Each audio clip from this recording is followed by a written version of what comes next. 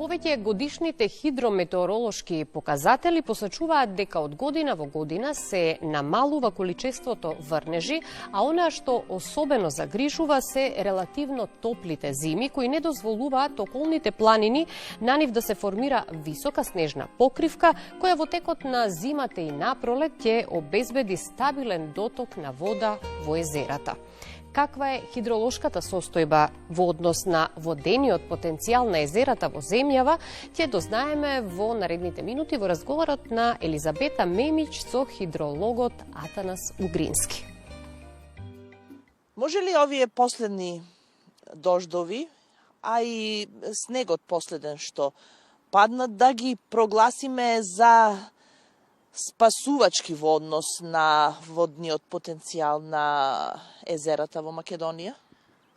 Последниве врнежи кои што паднаа кон крајот на месец март беа доста обилни, траја повеќе денови и значително е подобрија хидролошката, претходно и така лоша, прилично лоша хидролошка состојба во земјата, на што претходеше еден доста сушен период, подолг сушен период, така што беа добре дојдени, прилично добро ги наполнија речите корита на реките, со повеќе од 2/3 коритата беа полни во тој период.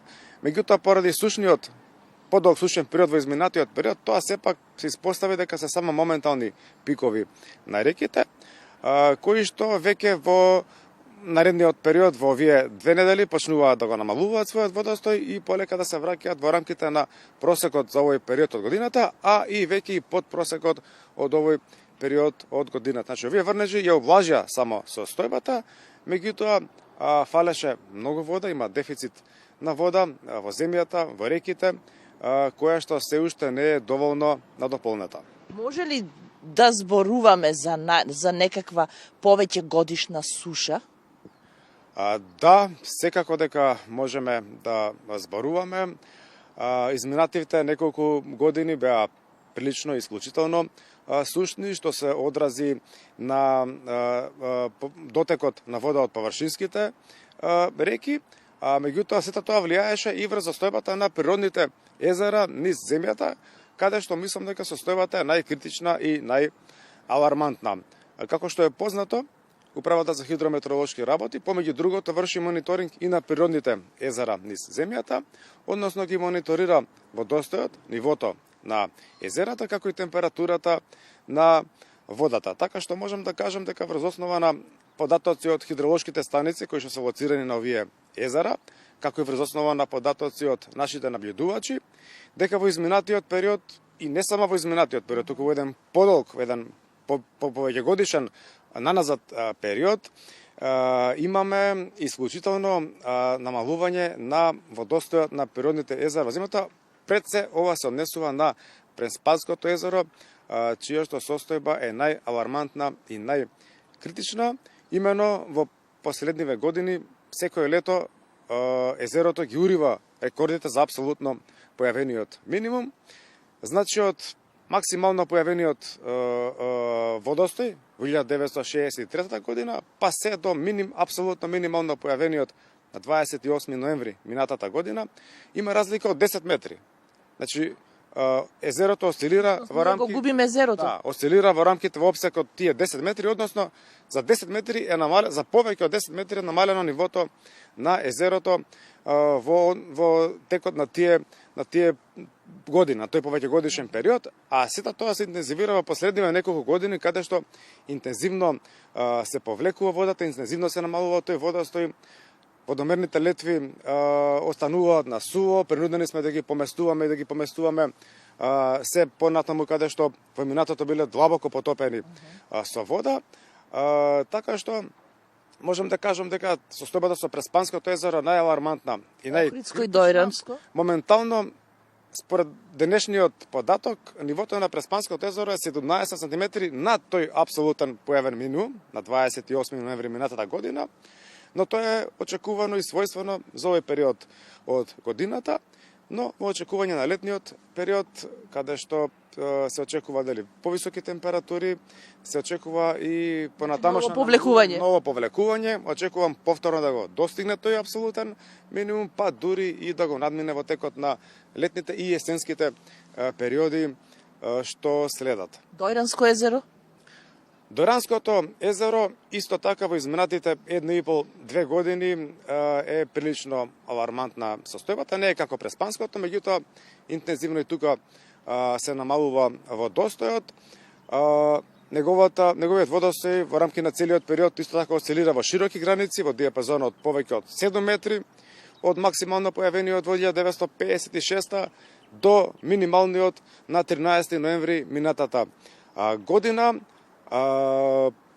Не е толку алармантна состојбата како во 2002 година, кога беше изграден ѓаватскиот систем, нели преку 10 пумпи, бунари, со капацитетот по 100 литри во секунда, во близина на реката Вардар, кај ѓавато, кои што ги црпат подземните води и вештачки ги доведуваат до Дојранското езеро, што се покажа дека беше причина за спас во тоа време на езерото, во придружба нели со тие природни околности кои што се поклопија и тој врнежлив период. А моментално водостојот на Дојранското езеро е 54 см под дозволениот минимум, а во текот на ноември минатата година беше дури 81 см испод тој апсолутно појавен минимум.